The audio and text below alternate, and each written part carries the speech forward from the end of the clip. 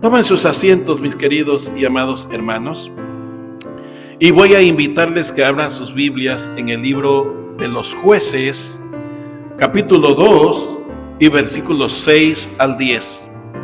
El libro de los Jueces, capítulo 2 y versículos 6 al 10.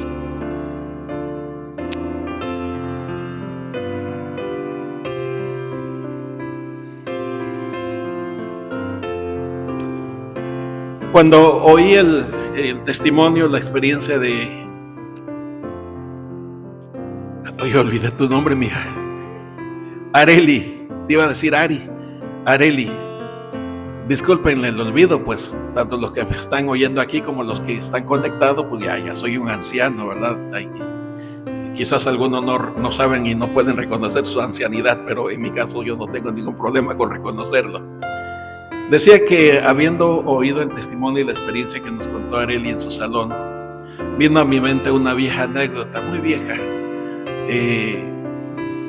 Se dice que esto sucedió allá en Pajaritos. Menciono el lugar porque mi yerno sabe y conoce el lugar, y obviamente mi familia también. A lo mejor el hermano Edra también sabe qué cosa es Pajaritos, ¿no? Es el complejo industrial que está en Coatzacoalcos, para los que no saben. Y se dice que allá sucedió esta anécdota que les voy a contar. Mientras están buscando Jueces capítulo 2, versículos 6 al 10.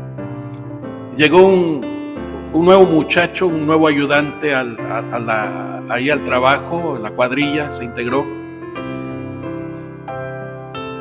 Y él era, o se decía, creyente. Se decía que él tenía mucha fe, se decía que él era un buen hijo de Dios. Y entonces llegó y se integró a la cuadrilla y empezó a vivir como los compañeros de la cuadrilla, a hablar como ellos, a comportarse como ellos. Y cuando llegó el domingo, después de que terminó la semana de trabajo, llegó a su iglesia y le dijo el pastor: bueno, ¿y cómo te fue, fulano de tal? Tenía su nombre, pero no quiero mencionar el nombre, no suceda que, ¿verdad? Entonces le dijo aquel joven: no, bien. Y le dijo el pastor: bueno, y cuéntame, ¿le compartiste tu testimonio, su experiencia de fe a alguno de tus compañeros de trabajo? Y le dijo campechanamente aquel: no, ni supieron que soy cristiano, dice. Y le digo al pastor: ¿cómo es posible esto? Si tú tienes que vivir como cristiano en cualquier lugar y no solamente en el templo, para que des testimonio y otros creen en el Señor Jesucristo. Y dice: no, dice, yo tuve que hablar como ellos, comportarme como ellos, para que no me fueran a rechazar y pudiera yo seguir trabajando, no fuese a perder mi trabajo. Y le digo al pastor: es que tú tienes que convertir a aquellos, no ellos te tienen que convertir a ti. También eso se lo dijeron a un profeta. Y sucede, hermanos, que a veces así nos pasa. Y justamente de eso quiero hablarles hoy. Y por eso el título de esta prédica, de este monólogo, es: conocer al Señor Jesucristo marca la diferencia. Así se llama. Conocer al Señor Jesucristo marca la diferencia. Hermanos, ustedes que van allá a la escuela, como el caso de Areli, mi nieta y otros más, sobrinos también aquí presentes, hermanos que tienen hijos en sus escuelas, ellos tienen la interesa de decir que son creyentes, que sus padres son cristianos. Miren, vamos a leer Jueces capítulo 2, versículos 6 al 10. Porque ya Josué había despedido al pueblo, y los hijos de Israel se habían ido cada uno a su heredad para poseerla. Abro un paréntesis. Esta despedida se refiere cuando Josué, allá en los últimos capítulos de su libro, él reúne al pueblo y le dice: bueno, si ustedes van a adorar a Baal, pues asunto de ustedes, pero mi casa y yo serviremos a Jehová. Ya los ubiqué. A ese momento se refiere. Cierro paréntesis. Verso 7. Y el pueblo había servido a Jehová todo el tiempo de Josué y todo el tiempo de los ancianos que sobrevivieron a Josué, los cuales habían visto todas las grandes obras de Jehová que él había hecho por Israel. Pero murió Josué, hijo de Nun, siervo de Jehová, siendo de 110 años, y lo sepultaron en su parcela, en su herencia, en su tierra, en Timnat Sera, en el monte de Efraín, al norte del monte de Gaz. Y toda aquella generación también fue reunida a sus padres, y se levantó después de ellos otra generación que no conocía a Jehová, ni la obra que él había hecho por Israel. ¿Ya se dan cuenta por qué les titulé? Como les dije, conocer al Señor Jesucristo marca la diferencia. Josué, Caleb y todos sus compañeros de armas, sus contemporáneos, sirvieron a Dios con todo el corazón. Le obedecieron. Y pese a sus equivocaciones y actos pecaminosos, como ya hemos visto también al principio del capítulo 2, se arrepentían y volvían a buscar a Dios. Pero sucedió que se muere Caleb, se muere Josué y se mueren todos los contemporáneos de esa época. Y se levanta una nueva generación, pero se dice, una generación que no conocía a Jehová ni sus obras. Les doy como siempre el sermón en ciernes. El pueblo de Dios fue llamado para marcar diferencia entre los demás pueblos.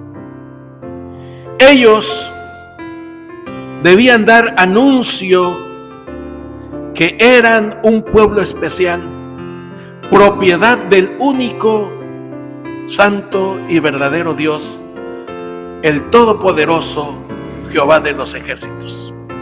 Así la iglesia, mis hermanos, fue llamada para anunciar el Evangelio, viviendo el Evangelio.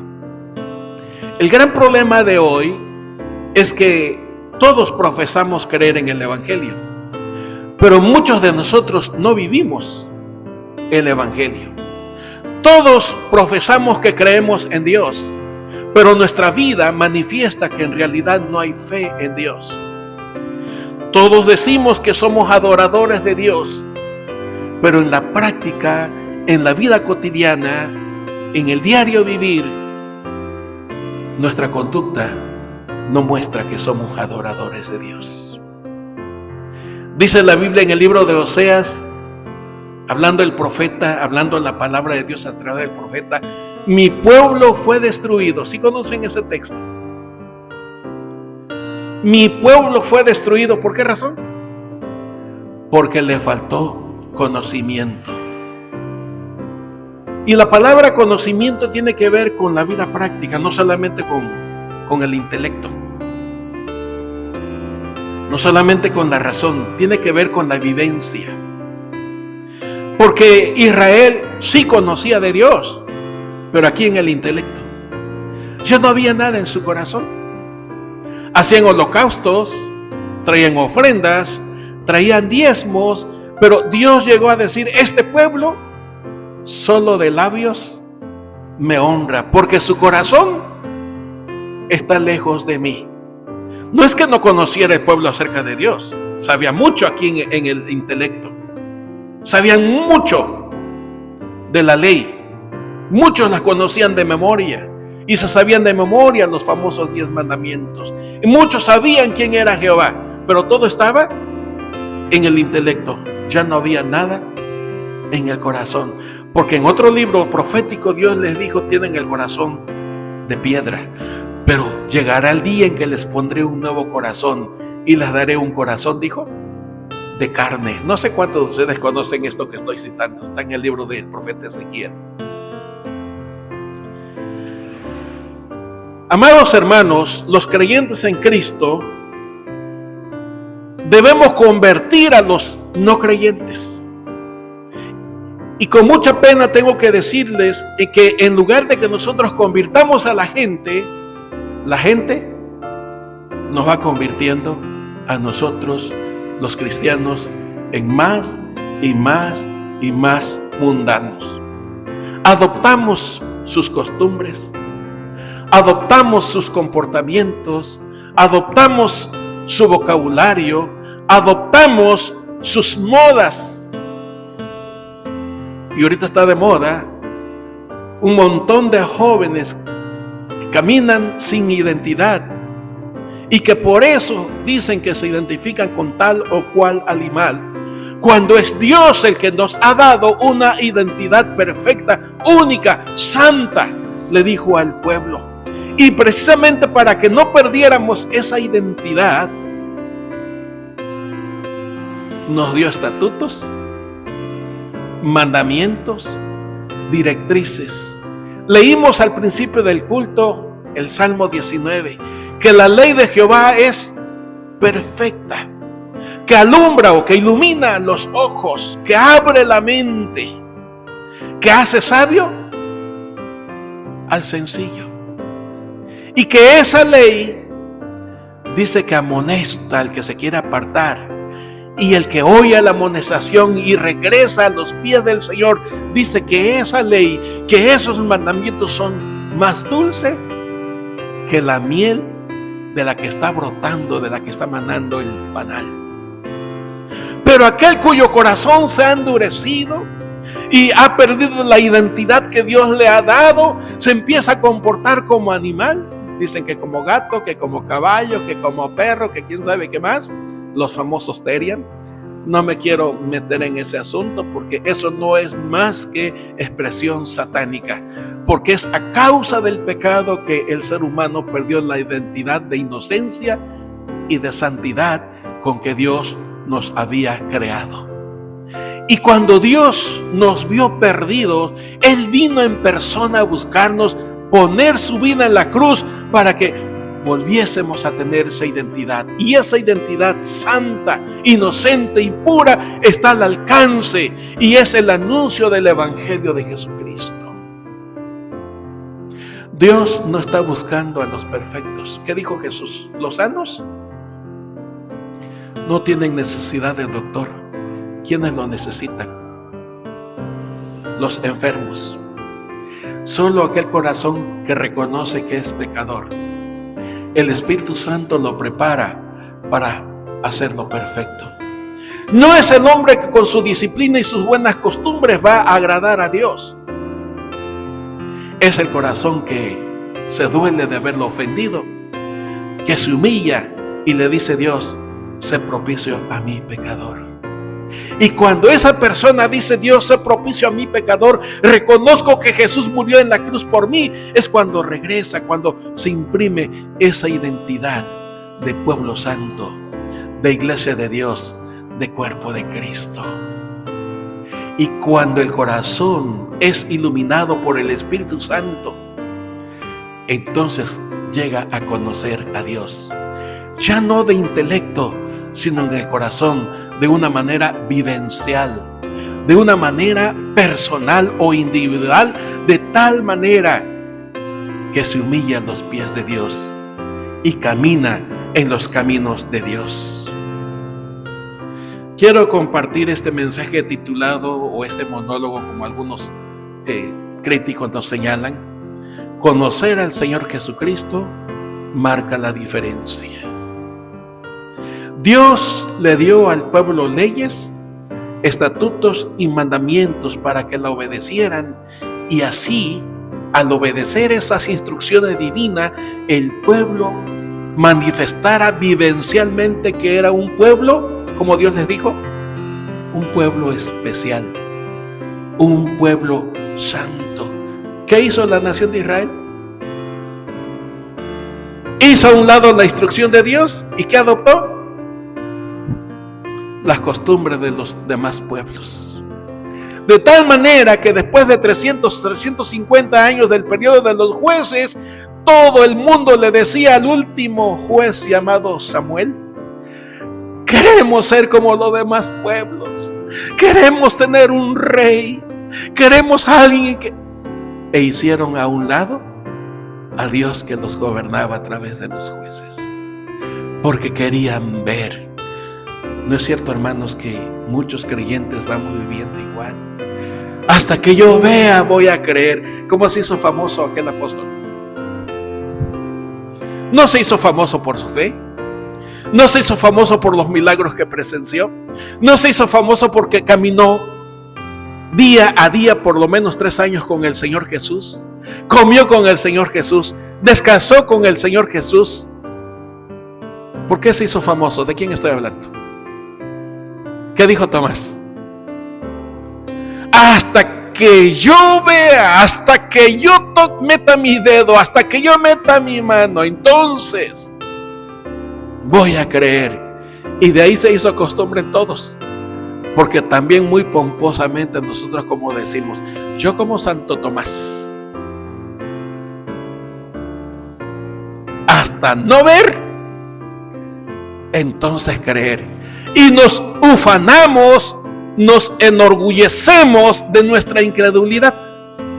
Porque el Señor Jesús dijo, bienaventurados los que no vieron y creyeron. Somos un pueblo especial, hermanos. Ya hemos visto que Dios nos ha hecho más que vencedores. Ya hemos visto que Dios nos ha hecho importantes como sus hijos.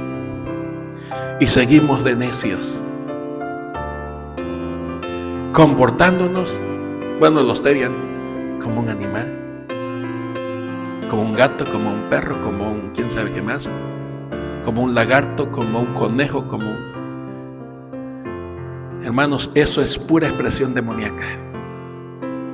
Porque Satanás es quien quiere imprimir su propia identidad en todos. Pero a eso vino el Señor Jesús, a destruir las obras de Satanás, a traernos vida y vida en abundancia. 3 pensamientos subordinados. Conocer al Señor marca la diferencia. Número 1. Cuando se conoce al Señor Jesucristo en el corazón, cuando se conoce a Dios en el alma, en el espíritu, el corazón empieza a caminar con Dios. Reconoce su grandeza, reconoce su santidad, reconoce sus atributos, reconoce sus obras. Si ustedes notan en la lectura que tuvimos de Jueces capítulo 2, 6 al 10, la nueva generación dice que no conocían quién era Jehová. Y esto nos da pauta para el mensaje del próximo domingo. ¿Qué pasó? ¿Qué sucedió allí? Hubo un cortocircuito entre los padres y los hijos. Pero eso se lo digo el próximo domingo. Y esta nueva generación que no conocía al Señor ni sus obras, se volvió idólatra. Muchos practicaron el ocultismo, la brujería. Muchos practicaron el culto a los muertos. ¿Les suena esto nuevo? Porque es lo que está sucediendo en nuestros días. En lugar de ser ese pueblo especial y dar testimonio de que era el pueblo de Dios que había elegido por sobre todos los demás, empezaron a vivir como ellos, a hablar como ellos. Dios les había dicho explícitamente, no se emparenten con aquellos. ¿Qué hicieron ellos? Ay, amigo cananeo, mira, mi muchacho está bien bonito y bien guapo, él tiene la bendición de Jehová. Que se case con tu hijita que está bien bonita. Y empezaron a tener matrimonios mixtos. Yo no quiero echar en cara de aquellos que se han casado con gente que no son cristianas, porque luego se enojan conmigo.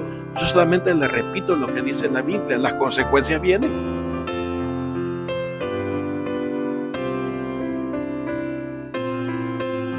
Porque cuando desobedecemos a Dios, siempre va a haber consecuencias de llanto, de lágrima, de dolor, y a veces mortales, porque ya lo vimos en los pasajes pasados.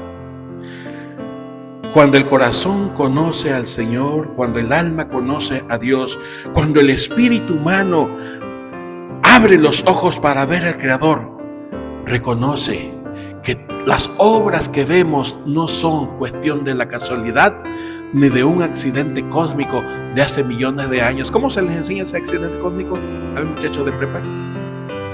¿Cómo se le llama a esa teoría de que hace muchos millones de años hubo un accidente allá en el espacio sideral y hubo un choque por allí, un cortocircuito y aparecieron los planetas. Oiga, con todo respeto científico, qué estúpida teoría. La teoría del Big Bang, así se llama. ¿Perdón? Big Bang. Recuerden que ya tengo problemas también para pronunciar. No me estoy justificando, pero allá tengo una maestra que me está diciendo Big Bang. Decía que qué estúpida teoría. Porque para aceptar eso, ¿qué se necesita? Para aceptar esa teoría de un accidente cósmico, ¿qué se necesita? Perdón, es que no escucho. Fe. ¿Cómo usted está seguro de que 2 por 2 son 4? Quizás alguno que sepa mucho de matemáticas, es que se tiene que hacer ciertas operaciones, pastor. Sí, yo no sé hacer eso, yo no sé nada de matemáticas. Pero para aceptar eso, hay que creerlo, pues. Todo se basa en la fe. ¿Y por qué cuando se habla de nuestra relación, de la existencia de Dios, por qué hay tanta necedad? Y digo así porque así dice la Biblia. Dice: el que no cree en Dios, no hay Dios. ¿Y a poco porque se pone su necedad montado de que Dios no existe, Dios desapareció?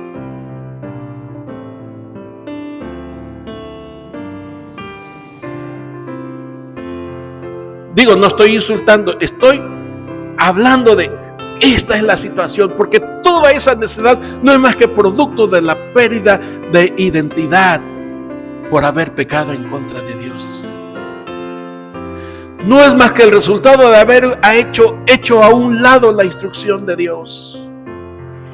No es más que la expresión de un corazón endurecido, de una criatura que se ha rebelado en contra de su Creador. Pero cuando el corazón reconoce que hay un Creador todopoderoso, único, que hay un dueño, hay un amo y Señor en el universo que nos creó y que está guardando el orden de todas las cosas. Cuando yo era más joven me gustaba mucho ir a pescar.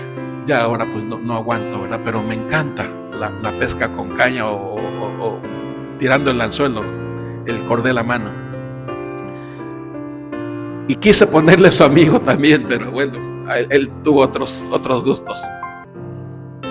Pero me fascina pescar y estoy esperando el tiempo para irme con mi yerno a pescar ahí al mar. Porque a él también le gusta la pesca.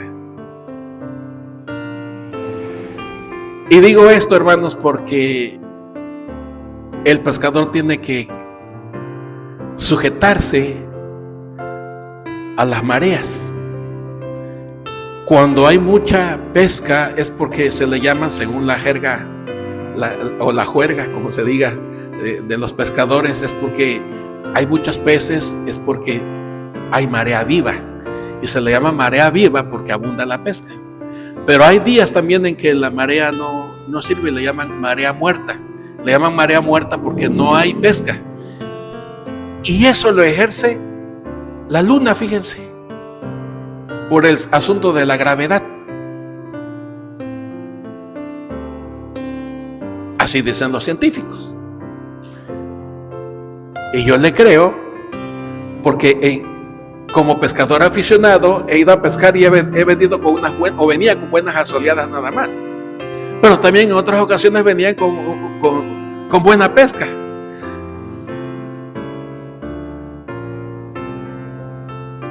¿Qué no es más fácil creer que hay un Dios grande y poderoso que gobierna el mundo y que está al tanto de todas las cosas? Y no es que la luna esté ejerciendo el asunto de la gravedad, es que así lo estipuló Dios. Por eso la luna no se sale de su órbita o de su lugar. Por eso el planeta Tierra está girando como un trompo, ¿no? Y luego gira alrededor del Sol sin perder su ritmo. la famosa, ¿cómo le llaman? Rotación y llaman traslación, ¿no? Bueno, pero ese es otro campo. Con esto les estoy diciendo que la Biblia dice que Dios ordenó para que nada se salga de desorden. Pero fuimos usted y yo, nosotros los seres humanos, los que rompimos el orden de Dios al haberle desobedecido. Ahí está Génesis capítulo 3. Y por eso hoy, por ahí andan un montón de muchachos de preparatoria, de universidad, que se creen animal, que gato, que perro, que quién sabe qué. Con eso de que dicen que en gusto se rompe en género, pero eso es rebeldía, eso es pecar contra Dios. Y luego que en la nueva escuela mexicana, que al niño le dice que puede ser niña y a la niña dice que puede ser niño. Todo eso no es más que cultura de pecado, hermanos. Porque el corazón no quiso aceptar la existencia de un creador. ¿Y a poco? Porque dijo que Dios no existe, Dios desapareció. Miren. En segundo lugar, hermanos, cuando el corazón conoce al Señor, cuando el corazón tiene esa relación con su Creador, sabe reconocer su autoridad, su poder y su revelación a través de sus obras, a través de su persona, con sus atributos. Por eso dije en el transcurso del culto, gracias a Dios que por sus misericordias no hemos sido consumidos. Porque yo no creo en un Dios cruel y sanguinario como tratan de negarlo algunos y explicarlo. ¿Cómo es posible que mandó a exterminar? Es que hay razón por qué mandó a exterminar algunas culturas. Tan inmenso era el amor de Dios por su pueblo que le dijo, extermínenlo, no tengan misericordia, no sean que los contaminen. Dios estaba cuidando a su pueblo, Dios estaba protegiendo a su pueblo, les estaba protegiendo su identidad. Pero ellos queremos ser como los demás pueblos. ¿Y cuántos creyentes soy? Es que quiero ser como los demás, es que quiero ser libre y es que quiero ser un humano normal. Y por querer ser un humano normal y querer ser como los demás, miren la confusión que hoy día. Confusión de género, confusión de identidad, confusión de personalidad. Ahorita los que se soban las manos acá son los, con todo respeto, ¿verdad?, los psicólogos, los consejeros, porque van a empezar a cobrar fortunas para platicar con estos muchachos y hacerlos ver que son normales. Sí, son pecadores normales como todos. Pero Dios vino a darnos su sello, su identidad, con su amor, con su misericordia, con su bondad, pero sobre todo con su compañía en nosotros y con nosotros. Demos gracias a Dios, hermanos, porque nos protege. Y nos protege porque nos ama. Nos cuida porque somos su pueblo. Nos defiende porque no quiere vernos sufrir. Nos da instrucciones precisas y concretas porque quiere lo mejor para nosotros. Dios quiere vernos, como dice la Biblia, siendo cabezas. ¿No qué? No cola. Y muchos insisten en ser cola cuando Dios dice, oye, pero si yo te preparé para que seas cabeza. Muchos insisten en arrastrarse cuando Dios nos ha preparado para que caminemos, corremos y volemos.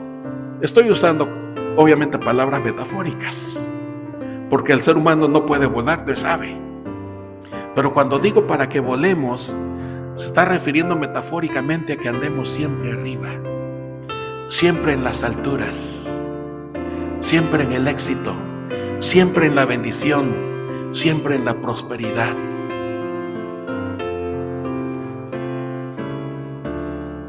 Los que no tienen nada y siempre están diciendo es que Dios quiso que yo sea pobre. No es así, hermanos. Dios no quiere que seamos pobres. Dios quiere bendecirnos con su presencia. Y donde está Dios, hermanos, no falta nada. Fue nuestra mala cabeza la que nos hizo ser pobres. Porque abundancia recibimos en nuestra juventud, en el caso de los que somos mayores. Dios siempre dándonos, siempre abriéndonos puertas para trabajar y ganar dinero. Llegamos a la vejez y nada porque no fuimos sabios para administrar lo que Dios nos dio. Decíamos que conocíamos a Dios, pero nuestra conducta decía que no. Nuestra vivencia diaria decía que no. Y algunos pensamos que quizás sabemos mucho de Biblia. ¡Qué bueno! Pero de nada sirve que la Biblia esté aquí si no llega al corazón, si no llega al alma, si no llega al espíritu. Doctor, ¿de qué le sirve que usted extienda las mejores medicinas en su receta al enfermo si no las compra? ¿O de qué sirve que él las compre pero no se las tome? No siga las indicaciones. ¿De qué sirve? De nada. Y justamente sucede eso en la vida cristiana.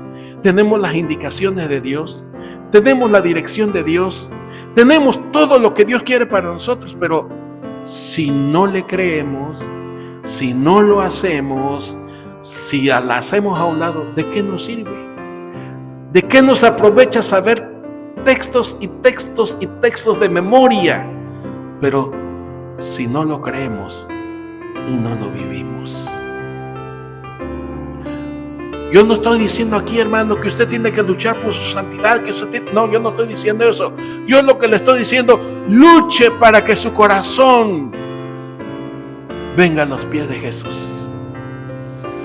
Luche allá en su interior con el yo pecaminoso para que su alma se apegue a Dios. En eso consiste la lucha. En eso consiste la guerra espiritual. Mis queridos y amados hermanos, Dios nos ha dado los elementos, pero no nos sirven de nada conocerlos sin experimentarlos. No nos sirve de nada los mandamientos si no los obedecemos. Y no nos sirve de mucho la presencia de Dios a nuestro lado si nosotros corremos para separarnos. Finalmente, cuando el corazón conoce al Señor, quiere obedecer y quiere agradar al Señor, hermanos.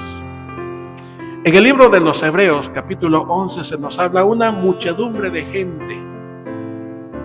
Y se le llama, dentro de la teología, se le llaman los héroes de la fe. Ahí encontramos a un personaje un tanto difícil de comprender para nosotros, llamado Jefté. Porque era un bandido, era un bandolero. Y se juntaba con puros Jalisco Nueva Generación de aquella época. Se juntaba con puros zetas de aquella época. Ya los puse en contexto. Y de ahí Dios lo llama. Dice, ven.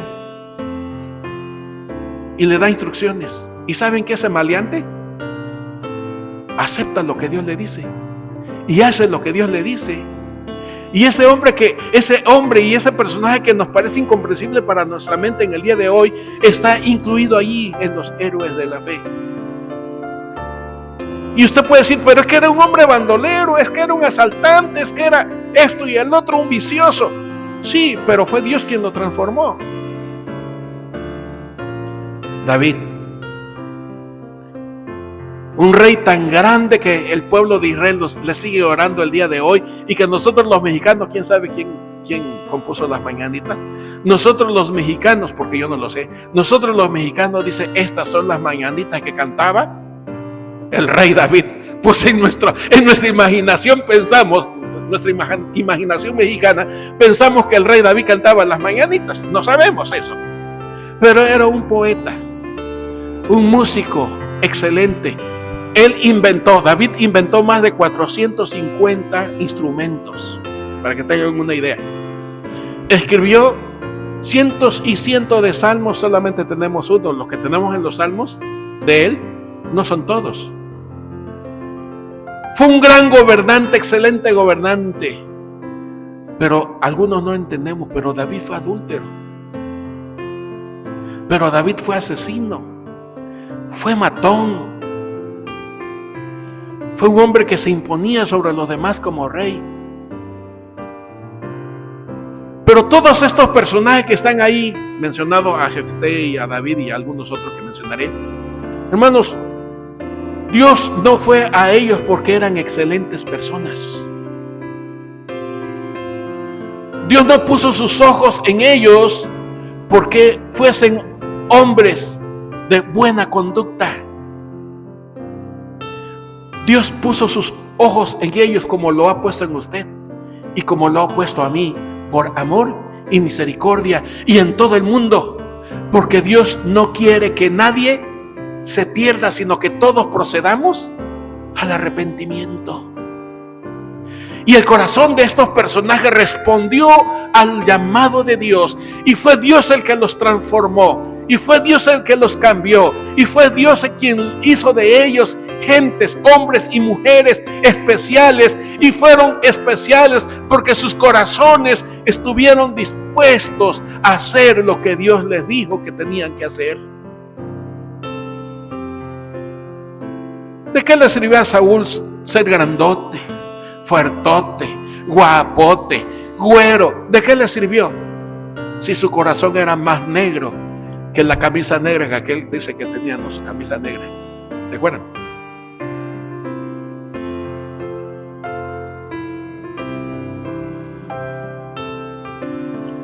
Abraham, algunos dicen Abraham, yo nomás le voy a decir Abraham, fue un hombre común y corriente, con virtudes y con defectos como cualquier ser humano.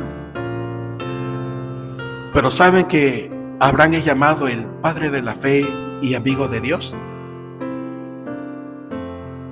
Es llamado así porque era un hombre perfecto, porque era un hombre cabal, porque era un hombre honesto. No, mentiroso, e indujo a su mujer para que dijera mentiras, ¿se acuerdan? Para guardar su pellejito.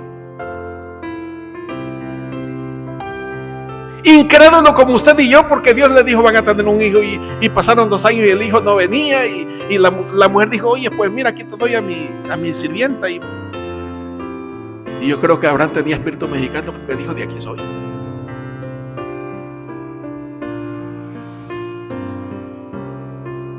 Y miren la camorra que armó aquel acto de desobediencia, de incredulidad hasta el día de hoy.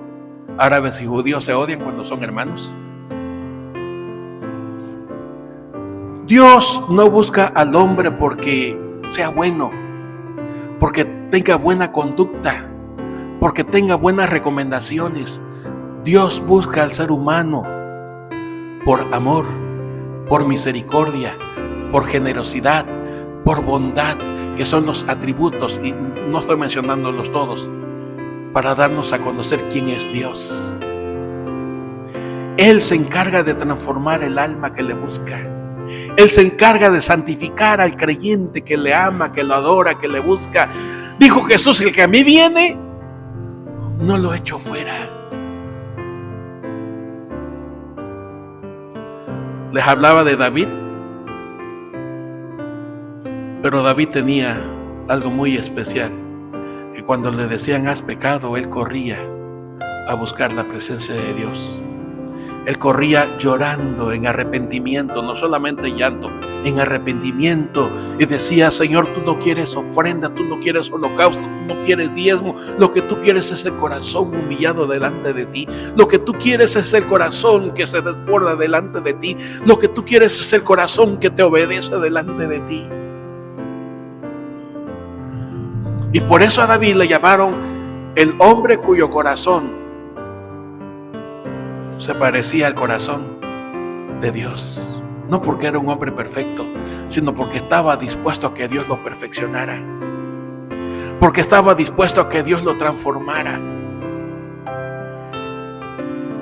Amados hermanos, conocer al Señor en el alma, conocer a Jesús en el espíritu, en el corazón, marca la diferencia. ¿Usted está convirtiendo a los demás o los demás lo están convirtiendo a usted? ¿De veras usted que dice que tiene fe, la vive? ¿De veras usted que dice que ama a Dios, de veras se lo manifiesta o se siente muy cómodo con un cultito? Porque hasta al día de hoy yo veo que se sienten cómodos, no hacen mucho por venir al culto. Y si yo lo veo que soy un simple humano mortal como cualquier otro pecador, ¿qué pensará Dios? ¿Cómo lo verá Dios? Yo no estoy diciendo que se vengan a vivir al templo. Yo no estoy diciendo que aquí tienen que venir. No. Estoy diciendo que un corazón que conoce al Señor en lo profundo de su ser, lo quiere agradar, lo quiere honrar, lo quiere servir y lo reconoce a Dios como de quien viene toda dádiva y todo don perfecto, y que Él es digno de honra y de gloria, y lo menos que puedo hacer es venerarlo, adorarlo y servirle con toda mi fuerza. Como dijo Jesús, ama al Señor tu Dios con todo tu corazón, con toda tu alma, con todas tus fuerzas, y a tu prójimo como a ti mismo. Amén.